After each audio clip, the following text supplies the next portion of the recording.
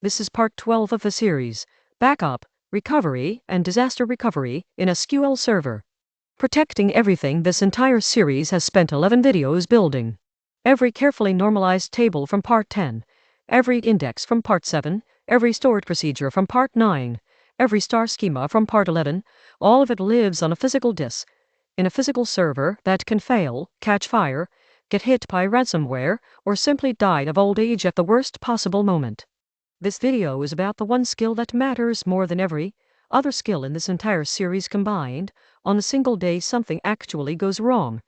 Getting the data back, completely, correctly, and fast enough that the business survives the outage. Everything else in this series makes the database better. This video is the one that determines whether the database still exists at all tomorrow morning, after something has genuinely gone wrong overnight. Quick recap. Part 10 was normalization.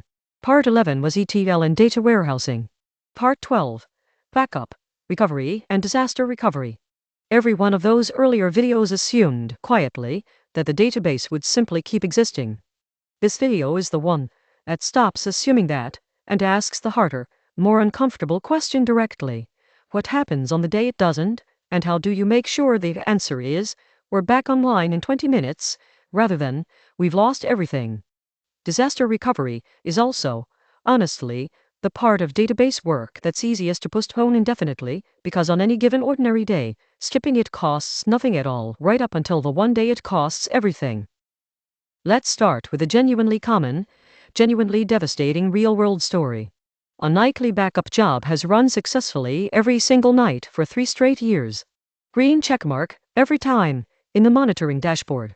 Nobody had ever actually restored it, not once, in 3 years. Then a drive fails. The team goes to actually restore that backup for the very first time, under real pressure, and discovers the backup files have been silently corrupted for months, or the job had quietly been backing up the wrong database entirely, after a rename nobody ever updated the script for. 3 years of green checkmarks, and genuinely zero usable data waiting on the other end when it actually mattered. A backup that has never once been restored is really just a hope dressed up to look like a backup, and this entire video exists to close that gap. Stories like this one aren't rare exceptions either. They're genuinely common enough that experienced database administrators tend to treat any backup that's never been test restored as functionally equivalent to having no backup at all, right up until it's actually proven otherwise. SQL Server gives you 3 fundamental backup types, and understanding exactly what each one captures is the foundation everything else in this video builds on. A full backup captures every single page of the database, every time it runs. A differential backup captures every page changed since the last full backup. And a transaction log backup captures every transaction since the last log backup. Each one plays a genuinely different role in a real recovery, and none of them is a complete substitute for the others. Think of them as 3 overlapping safety nets rather than 3 competing options. A well-designed backup strategy almost always uses all 3 together on different schedules, rather than picking just one and hoping it covers every situation. Let's start with a full backup, the actual foundation everything else depends on. Backup database sales DB to disk, pointing at a .back file. A full backup captures every single page of the database at that exact moment it runs, the entire thing, completely self-contained on its own. Every other backup type in SQL Server genuinely depends on a full backup existing first. Differentials measure their changes against it. Log backups get replayed directly on top of it during an actual restore. It's typically the slowest and largest backup to take, which is exactly why it usually runs weekly, or nightly at most, rather than continuously throughout the day. Every single day. Now, differential backups, and this is where almost everyone gets tripped up the first time they actually use one. Backup database with differential. Here's the part that surprises people. A differential backup captures everything changed since the last full backup, not since the last differential. Take a full backup on Sunday. Monday's differential captures Sunday to Monday changes. Tuesday's differential captures Sunday to Tuesday changes, all of it. Not just the Monday to Tuesday delta. Each differential genuinely grows larger than the one before it, all the way until the next full backup resets that baseline back down to 0. This has a direct, practical consequence for restores too. You only ever need the single most recent differential plus the full backup underneath it. You never chain multiple differentials together the way you do with transaction logs, which is a genuinely common point of confusion the first time someone builds a restore plan by hand. Transaction log backups tie directly back to the transactions we covered all the way back in Part 8. Backup log sales DB to disk. Every committed transaction gets recorded in the log first. Exactly the mechanism Part 8 described for durability, the D in ACID. A log backup captures that stream of committed transactions since the last log backup, and this is what genuinely enables point-in-time recovery, restoring the database to 2:47 p.m. this afternoon, right before someone accidentally ran a bad delete statement, instead of only ever being able to restore back to last night's full backup and losing an entire day's work in the process. This is arguably the single most powerful capability covered in this whole video. The difference between losing a full day of transactions and losing only the last few minutes often comes down entirely to whether log backups were ever configured in the first place. Now, the actual bug this video is built around, and one that silently gives up your recovery options without a single warning. SalesDB was created with SQL Server's default recovery model, simple. Try to run a log backup against it, and it fails outright, immediately. Here's precisely why. Under simple recovery, SQL Server automatically truncates the transaction log on its own. Log backups aren't even possible in that mode at all. A database quietly left on simple recovery, often simply because nobody ever bothered changing the default when it was first created, silently gives up point-in-time recovery entirely, forever, without anyone realizing it happened. You can only ever restore to that exact moment of the last full or differential backup. Every transaction that happened between backups is gone permanently the moment disaster actually strikes, and absolutely nothing in SQL Server warns you about this ahead of time, until the exact day you actually need that missing hour back, and discover it simply doesn't exist.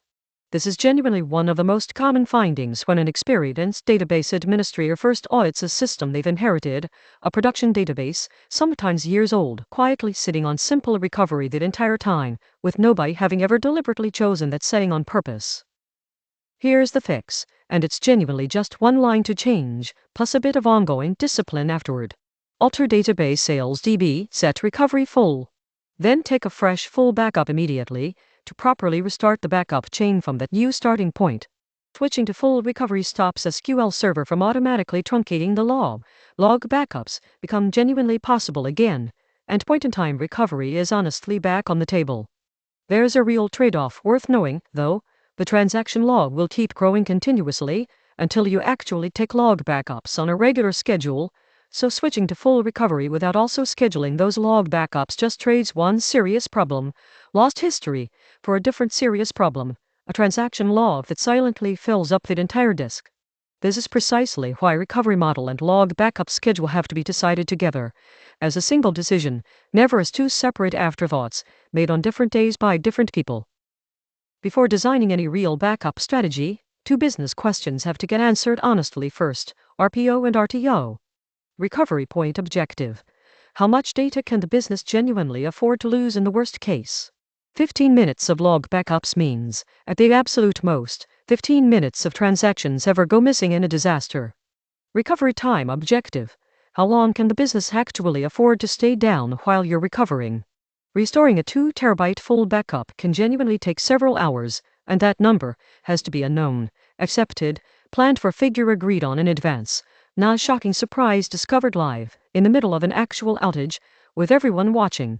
These aren't purely technical numbers either. They're genuinely business decisions. A payment system might demand an RPO measured in seconds, while an internal reporting database might comfortably tolerate losing an entire day, and the backup strategy should be built to match whichever answer the business actually needs, not a one-size-fits-all default applied to every database equally.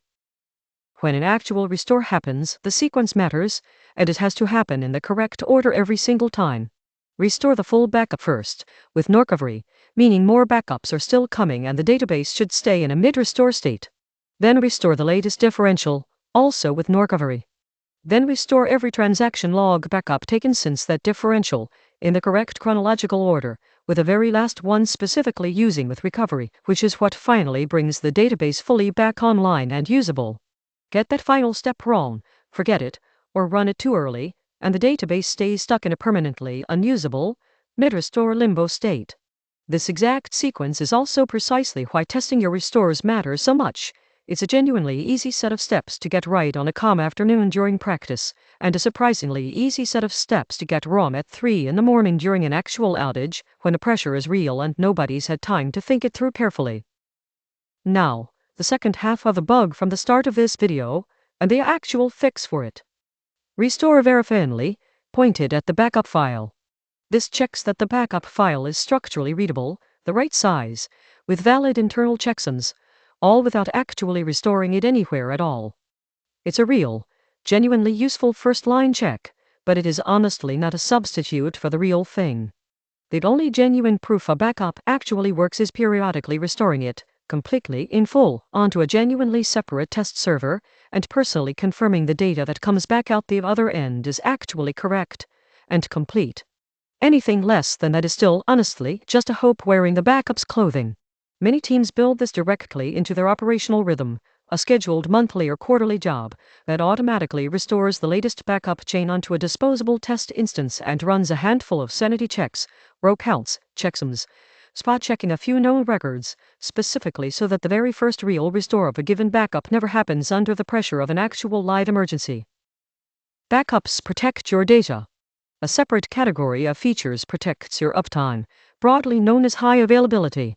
Always-on availability groups maintain synchronized replica databases, with automatic failover happening in mere seconds and genuinely minimal data loss.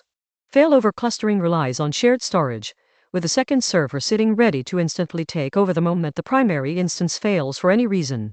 And log shipping automatically copies and restores log backups onto a standby server on an ongoing basis, simpler to set up and reason about, but with meaningfully higher latency before that standby is actually caught up and ready to serve.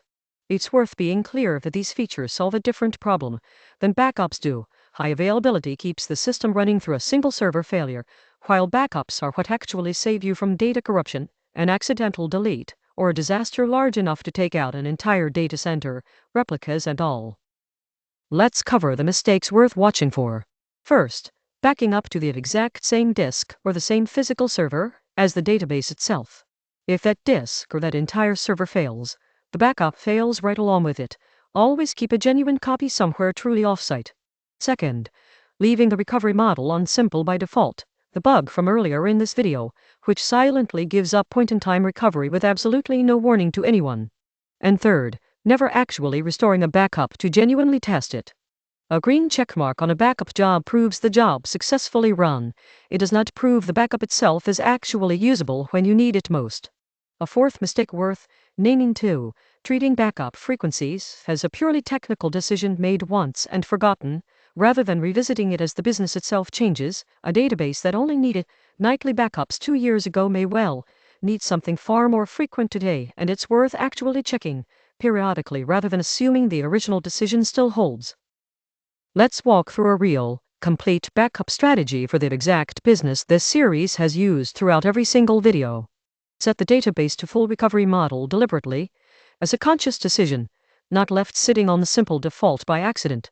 Take a full backup weekly to a location that is genuinely, physically separate from the production server itself. Take a differential backup nightly, capturing everything changed since that weekly full. Take a transaction log backup every 15 minutes, matching the business's actual, agreed-upon RPO. Copy every single backup file offsite automatically, the very same day it's taken, not days later. And quarterly, actually restore that entire full chain onto a completely separate test server, and genuinely verify the data that comes back is correct in every way. 6 concrete steps. And together they turn backup from a nightly checkbox into a genuinely tested, trustworthy safety net. Notice, too, that every single one of these 6 steps is something a small team can realistically maintain on an ongoing basis. None of it requires exotic infrastructure. It requires deciding on a schedule, writing it down, and actually following it consistently, month after month, which is honestly the hardest part of all of this. So here's the takeaway. A backup you haven't personally restored is just a hope, dressed up convincingly to look like a real backup, and everything covered in this video exists specifically to close that exact gap for good. Set full recovery deliberately, as an intentional choice, not an accident of the default setting. Know your RPO and your RTO clearly, before an actual disaster ever forces you to guess under pressure. And restore your backups on a real, recurring schedule, proactively, not only the day something has already gone catastrophically wrong. Of everything this series has covered across 12 videos now, this is genuinely the topic where the gap between knowing the theory and actually practicing it matters most, because it's the one video whose entire value only becomes visible on the single worst day your database will ever have. Next up in this series, security, auditing, and compliance, protecting the data specifically from the people who shouldn't ever be able to see it in the first place. Thanks very much for watching, and see you in the next one.